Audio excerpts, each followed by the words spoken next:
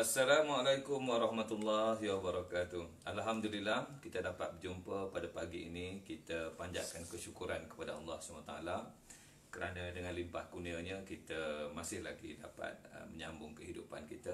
Tetapi biarlah kita sambung kehidupan kita ini mengikut surah Az-Zariyat ayat 56 ya. Tidak aku jadikan jin dan manusia ini untuk tidak aku jadikan jin dan manusia ini melainkan untuk menyembah dan beramal ibadat kepadaku. Maknanya tujuan kita hidup ini semata-mata kerana Allah, kita beramal ibadat kepadanya, dan seluruh kehidupan itu adalah amal ibadat kalau kita lakukan itu dengan niat yang betul. Baik, kita teruskan program Tazkirah 5 minit berdasarkan buku Beri 2 minit. Kenapa buku ni beri 2 minit? Sebab bila kita baca straight je. Kalau kita nak bagi tazkirah pada anak-anak kita, kita nak bagi tazkirah kepada para pelajar kita sebelum kelas bermula, saya rasa perlulah lebih sikit 2 minit tu, kerana ada penjelasan yang perlu dimaklumkan. Baik, tajuk kita pada hari ini dakwah ayah, bab ke-12, bermakna kita hari ke-13 bulan Ramadan. Dan sebagaimana biasa, program kita ini bermula pada pukul 6.25. Sengaja saya awalkan sikit, masuk awal tu, itu bukan program secara rasmi, persiapan dan sebagainya, test audio, ada orang dengar, ada orang tak dengar. Jadi kalau ada orang dengar, ada orang tak dengar, ada orang clear, ada orang tak clear, tak boleh buat apa lah. Sebab maknanya dia bergantung kepada receiver masing-masing lah tu, saya fikir begitu, ataupun internet lain masing-masing. Baik tuan-tuan, dalam hidup kita ini kita berkeluarga ya. Kita ada ayah, kita ada mak, kita ada abang, kita ada kakak, kita ada adik. Ada ahli keluarga kita. Tapi ada juga yang hidupnya tunggal. Tunggalnya maksudnya dia anak seorang. Okey, dia tak ada abang, tak ada kakak, tak ada adik. Macam-macam lah. Dan salah satu insan yang paling besar lah dalam keluarga kita ini seorang ayah lah. Jadi ayah ni dia punya karakter sebab dia ketua keluarga. Kadang-kadang ayah ini hidup dia ni bekerja je, mencari rezeki kepada ahli keluarga lain, sehingga kan dia tidaklah berapa rapat dengan dengan ahli keluarga, dengan anak-anak lah terutamanya. Ada ayah ni dia garang sangat. Saya terkenangkan Roza lah. Roza menulis buku buku Travelog Cinta Abadi. Ini buku pertama Roza. Dah tak ada dah di pasaran, dah habis dah. Sebab tu saya boleh angkat buku ni. Okey, Travelog Cinta Abadi. Dia menceritakan pengalaman hidup dia di kampung bersama dengan ayah, mak dia kan. Dan abah, dia panggil abah kepada ayah dia. Abah ni dia seorang yang garang. Abah ni masa muda dia memang kalau seorang anak dia buat salah, habis semua kena denda. Itu hukuman dia. Tak peduli dah. Tak ada beritahu apa dah. Jadi Roza menceritakan perasaan anak, masalah dalam anak-anak kepada ayah dia pada masa tersebut. Dia anak-anak ni kan dia tak tahu apa yang terkandung dalam ayah dia. Dan saya ingat lagi lah bila abah membaca manuskrip ni, dia berhenti setengah tu. Maknanya dia mengenangi. Oh, macam gini kok anak aku berasa pada aku. Tak habis lagi dia baca. Dan ada juga, sebab buku ni terkesan betul, ada orang menulis pada Roza, kenapalah cerita pasal ayah sampai begitu sekali. Dan kita membuat keputusan, tak habis pun baca lagi. Roza cerita sikit-sikit dalam Facebook dia dulu, dalam blog dia dulu lah. Dan orang marah pada Roza. Dia kata, pasal apalah cerita sampai begitu sekali. Dia tak habis pun baca buku tersebut, buku inilah. Dan bila dia habis, barulah dia faham yang sebenarnya akhirnya anak itu sendiri memahami apa yang dilakukan oleh ibu bapa mereka setelah mereka dewasa, setelah mereka melihat ada anak-anak sendiri. Dan Masya Allah, Subhanallah. Baik, ini nak cerita je lah tuan-tuan dan puan-puan.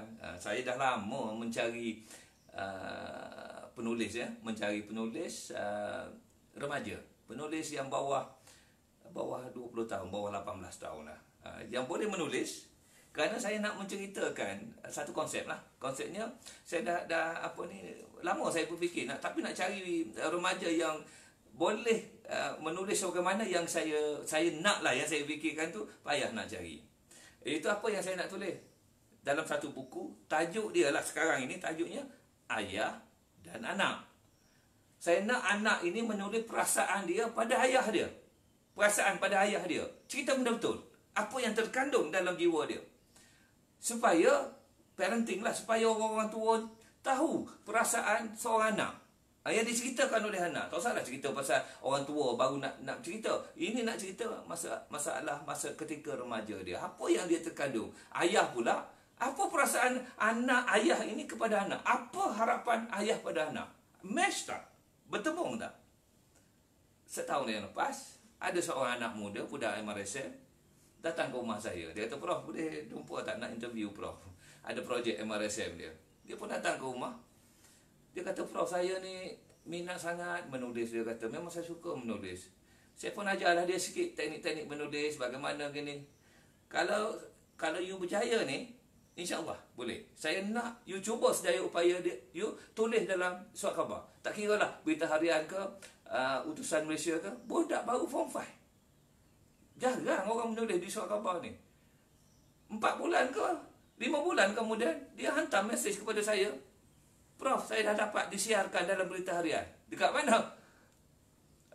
Ruangan forum. Allah, orang hantar forum kan untuk apa ni, pembaca punya pandangan. Dia berjaya keluar, dan itu satu achievement lah buat saya.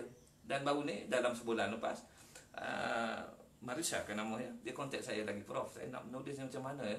Baik Marisa, you tulis tentang perasaan anak, perasaan seorang anak yang menceritakan keadaan dalaman yang tak serupa yang ayah you nak macam ni, orang tua nak macam ni, you rasa you nak macam ni. You tulis 15 bab. Saya akan tulis 15 bab tentang perasaan seorang ayah kepada anak. Oh, dia kata, Alhamdulillah lah Prof, saya dia seronok. Tapi saya suka, saya ambil keputusan untuk memilih dia, untuk bersetuju dengan Marisa. Kerana apa?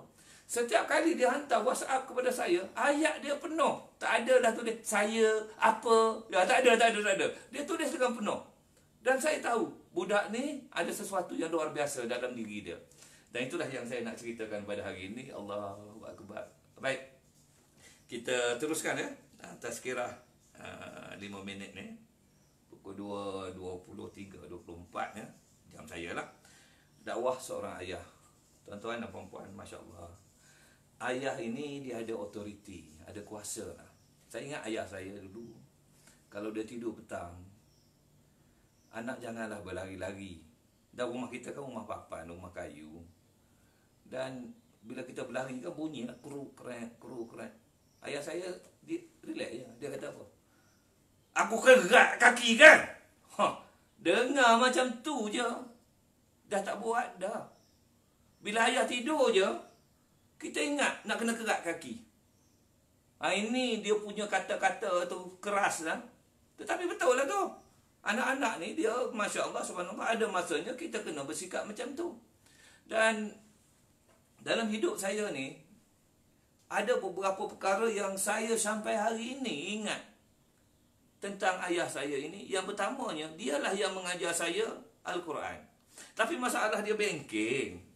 Saya belajar Quran dengan dia mula-mula. Bila bengkek sangat ni kan, bila baca sikit je, dia jerekahnya saya. Ya Allah, bila jerekah saya ni hati lembut. Air mata pun jatuh. Jatuh atas Quran tu. Dan bila jatuh, mata blur. Blur tak nampak ayat Quran tu. Dia pun kata, pergi masuk. Ini ayah saya. Besok belajar lagi. Menangis lagi. Sehinggalah saya menangis. Kenapa? Supaya saya tak payah belajar lagi ya. Asal menangis balik masuk. Jadi ayah saya kata, Mung ni tak boleh belajar dengan aku. Tak boleh belajar dengan ayah. Aku kena pergi hantar. Tetapi banyak faktor pada masa tersebut ditakdirkan begitu. Allah Akbar. Takdir ni bukanlah kita cari, tidak. Tetapi saya adalah sebab-sebab tertentu-tentunya. Tak adalah saya belajar Quran, tak habis Quran, pergi MRSM, pergi sana, pergi sini. Belajar balik Quran ketika usia 40 tahun. Dengan Ustaz Hafizi, Masya Allah, subhanallah. Apa lagi yang saya ingat tentang ayah saya? Allah Akbar, duduk sama-sama dengan dia kata apa? Man, kita belanja ni dalam hidup nak selamat mudah je. Kalau kita ada duit RM1, jangan belanja RM1 RM10. Awak belanja RM90 cukup lah. Saya mula-mula tu terfikir, macam mana aku ada duit RM1 boleh belanja RM10 RM10? Rupanya baru saya faham bila ada kad kredit. Saya pernah dalam hidup saya ni guna kad kredit. Ini masa muda lah, semua nak mewah-mewah kan. Nak beli kredit kad, nak beli kredit kad. Sampai kredit kad terbalik macam tu, duduk tidur. Ya Allah, terangkat macam ni. Masya Allah, barulah saya teringat pesan ayah saya. Ada RM1 belanja RM1 apa ni, belanja 90 sen. Jangan belanja RM1 10 sen. Ayah kita ni mudah je cerita dia. Dia kata apa lagi? Masya Allah, subhanallah, Allahu akbar. Banyaklah dia ada mengajar saya. Saya ingat kakak saya, kakak nombor 3, dia kata, "Meh, ayah pesan kat aku mudah je." Bahasa dia mudah je. Sebab apa? Kakak saya pergi haji muda. Dia kata apa? Aku pergi haji ni. Dia kata, sebab ayah lah. Ayah kata apa? "Ma, pasal dia dua ni, kalau kira dalam family kami yang paling baik lah. Suami dia tak pernah tinggal solat di masjid. Kita ni nakal-nakal juga gitu." Dia kata apa dekat kakak saya ni? Anak dia lah, anak nombor 3. Dia kata apa? "Ma, kalau berasa tak siap buat jahat dah, pergi yang Mekah tu," dia kata. "Pergi buat haji. Balik tu tak ayah dah. Kita tak payah fikir-fikir." Bahasa ayah dengan anak. Dan sampai dia kata, dia pun fikir, betul juga. Kita hidup ni, apa kita nak dalam dunia ni dah. Kalau kita kebaikan dah kita tinggal. Ya Allah, subhanallah, Allahu akbar. Masya Allah. Baik, saya nak baca tentang anak dengan ayah ini. Dalam dalam surah Asyura ya, ayat 49 dan 50. Allah kata apa terjemahan dia ya? "Dia mengurniakan anak-anak perempuan kepada sesiapa yang dikehendakinya dan mengurniakan anak lelaki kepada sesiapa yang dikehendaki." Anak ini anugerah Allah. Siapa yang kena jaga mula-mula ni? Ibu bapa lah. Yang utamanya siapa? Ayah lah, pasal ketua keluarga. Atau dia mengurniakan mereka kedua-duanya, iaitu anak-anak lelaki dan perempuan. Ada orang dapat anak lelaki, anak perempuan. Macam saya lah, 2 lelaki, 2 perempuan. Ada orang selang-seli. Oh, cantik susunan dia.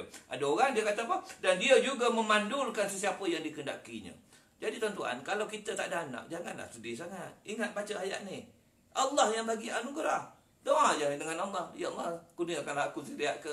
Ini yang saya selalu pesan. Sebab apa? Bila anak datang, dia datang dengan tanggungjawab tau. Berapa ramai yang ayah-ayah tidak bertanggungjawab. Lahirkan anak, maknanya tidak membesarkan dengan cara yang sepatutnya. Anak tak semayang, anak macam-macam dah. Kalau kita tengok kehidupan pada hari ini. Dan dia kata apa? Sesungguhnya dia maha mengetahui lagi maha berkuasa. Yang selalu kita nak ingat, tuan-tuan dan puan-puan, yang selalu saya pesan kepada diri saya, mata saya ni tengok jam ni, takut terlajak aja. Baik, Allah kata apa? Dalam surah At-Tahrim. Ini mustahak ya. Tuan-tuan pegang yang ini. "Wahai orang yang beriman, peliharalah diri kamu dan keluarga kamu daripada api neraka yang bahan-bahan bakarannya ialah manusia dan batu berhala." Tuan-tuan, bahan bakar dalam neraka ini adalah manusia. Jangan anak kita yang jadi bahan bakar. Jadi kita kena buat sesuatu lah. Apa dia? Jagalah perkara-perkara yang Allah suruh pada anak-anak kita. Didik dia daripada kecil lagi. Sebab itu kita suruh anak kita solat daripada umur 7 tahun, 10 tahun. Kena rotan. Orang kata mana boleh kena lemah lembut apa semua. Tak, saya kata ada masanya kena paksa. Ada macam saya ialah ketika saya sedar lah tuan-tuan, saya paksa anak lelaki saya pergi ke surau ke masjid. Depan saya, minta maaf lah. Memang kena pergi. Azrai dah kahwin ikut dia tapi sekali-sekala kan saya mesej, Azrai solat kat mana? Kerja-kerja juga, kena jaga. Dengan menantu saya, Tasha, saya beritahu Tasha, nasihatkan abang Azrai tu, jangan dia lagu. Jaga solat ke masjid. Dah kita dia orang dah berkahwin apa semua kan, dah tak duduk sekali dengan kita. Sebagai seorang ayah tetap ayah. Suka tak suka saya beritahu. Tapi insya-Allah tuan-tuan. Dan last sekali dia kata apa? "Wahai orang yang beriman, peliharalah diri kamu dan keluarga kamu daripada api neraka yang bahan-bahan bakarannya ialah manusia dan batu. Neraka itu dijaga dan dikawal oleh malaikat-malaikat yang keras kasar layanannya. Mereka tidak mendahaka kepada Allah dan segala yang diperintahkannya kepada mereka, dan mereka pula tetap melakukan segala yang diperintahkan." Terima kasih tuan-tuan kepada ayah-ayah di luar sana. InsyaAllah kita bertekad. Tapi ingat, Nabi Nuh berdakwah dengan isteri dan anaknya lebih daripada 900 tahun. Tetapi anak dan isterinya mati dalam keadaan kufur. Tak apa, kita berusaha bersungguh-sungguh dengan penuh kasih sayang. Mudah-mudahan anak kita akan diberi taufik dan hidayah kepada kita, ahli keluarga kita. Last hari ini yang mendapat hadiah hasil sumbangan sahabat saya, penulis, pelukis, jurutera dia tu, wanita, seorang wanita. Hari ni siapa nama ni ya? Ya, siapa nama tu? Nurizan Arifin. Sebab kriteria Puan Roza hari ni, dia kata saya nak ambil orang Kuching Sarawak. Bukan orang Kuching, orang Sarawak, dia kata. Tak tahulah pasal apa. Mungkin itu rumah kedua kami. Semua dah ya. Tak nampak. Nurizan Arifin. Kontak kami ya. 0193154444 akan dapat buku Beri 2 Minit Percuma. Hari ni saya declare lah siapa yang bagi daripada Cik Fai. Cik Fai ni juga seorang penulis. Dan besok kita ada hadiah lain yang disumbangkan oleh orang lain pula. Ada. Ya Allah, dia orang betul-betul. Saya tak minta pun. Tapi dia orang saja seronok-seronok. Okey, masa dah cukup. Lebih lah hari ni. Panjang pula cerita. Tuan-tuan, mudah-mudahan kita semua akan bertemu di jannah nanti. InsyaAllah. Assalamualaikum warahmatullahi wabarakatuh.